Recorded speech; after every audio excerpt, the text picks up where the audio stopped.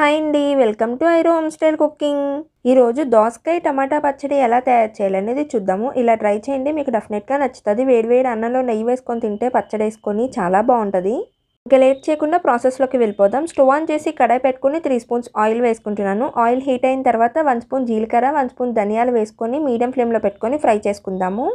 Fry అయినాయి కదా, ఇప్పుడు 10 పచ్చిమిరపకాయలు వేసుకుంటున్నాను. కారాన్ని బట్టి వేసుకోండి మీరు. నేను 1 కప్ టమాటాలు వేసుకొని ఒకసారి మొత్తం అంతా కలుపుకొని మూత పెట్టుకొని మగ్గనిస్తున్నాను.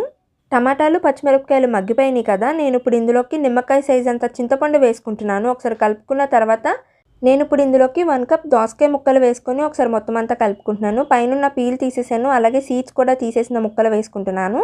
అలాగే నేను ఇప్పుడు ఇందులోకి చిటికెడు పసుపు వేసుకొని ఒకసారి మొత్తం అంతా కలుపుకొని మూత పెట్టుకొని ఇంకొక 5 నిమిషాలు మగ్గనిద్దాము దోసకాయ ముక్కల్ని.